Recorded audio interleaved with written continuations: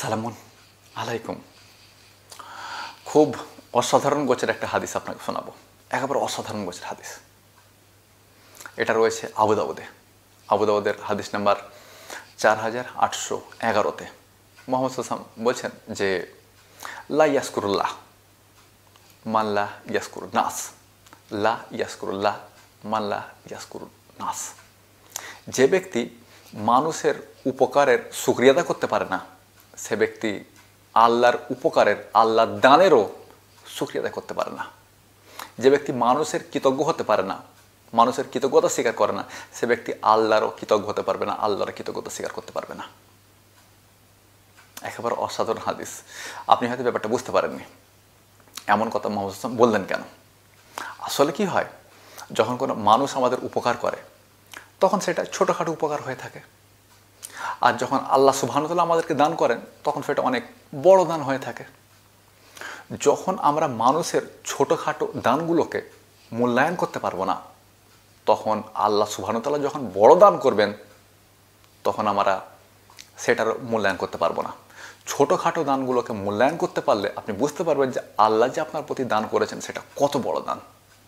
এই জন্য মুহাম্মদ সাল্লাল্লাহু আলাইহি ওয়াসাল্লাম বলছেন, যে ব্যক্তি মানুষের কাছে কৃতজ্ঞতা স্বীকার করে না, মানুষের শুকরিয়া আদায় করে না, সে ব্যক্তি আল্লাহরও শুকরিয়া আদায় করবে না, আল্লাহরও কৃতজ্ঞতা স্বীকার করতে পারবে না। এটা বাস্তব সত্য।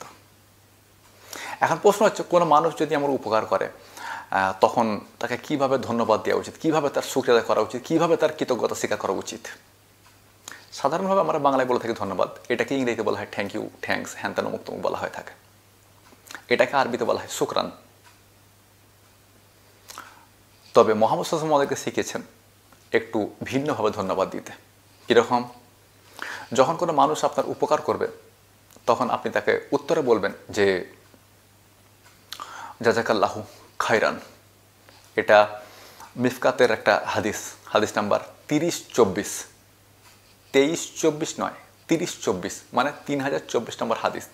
মুহাম্মদ সাল্লাল্লাহু আলাইহি ওয়াসাল্লাম বলছেন যে যখন কেউ তোমার উপকার করবে তখন তুমি বলবে জাযাকাল্লাহু খায়রান।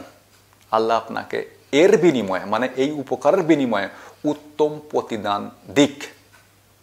আপনি তার জন্য দোয়া করলেন। প্রশ্ন হবে, দোয়া কেন করলেন? কারণ তাকে তো আমি কিছু দিতে পারছি না, সে আমার উপকার করলো বটে, কিন্তু আমি তাকে কিছু দিতে পারছি না। কমপক্ষে তার জন্য আমি দোয়া করছি যেন আল্লাহ এর থেকে উত্তম প্রতিদান তাকে দেয়। তিনি যে আমার উপকার করেছেন তার চাইতে অনেক বড় উপকার আল্লাহ যেন তার করেন। তিনি আমাকে যে দানটা করেছেন আল্লাহ যেন তার চাইতে বেশি দান তাকে করেন। এটা হলো দোয়া। যদি আপনি ধন্যবাদ বলতেন তো তার কী লাভ হতো? থ্যাঙ্কস বললেন তাতে তার কী লাভ হলো? থ্যাংক ইউ বললেন তাতে তার কী লাভ হলো? শুকরান বললেন তাতে তার কী লাভ হলো? কোনো লাভ নেই। এই জন্য মুহাম্মদ সাল্লাল্লাহু আলাইহি ওয়াসাল্লাম শিখেছেন, যখন কোনো মানুষ তোমার উপকার করবে তখন তুমি বলবে জাযাকাল্লাহু খায়রান।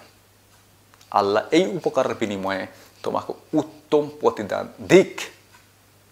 তুমি তার জন্য দোয়া করলে, কমপক্ষে কিছুতে একটা করলে। শুকরান, ধন্যবাদ, থ্যাংক ইউ, থ্যাঙ্কস বলে কোনো লাভ নেই।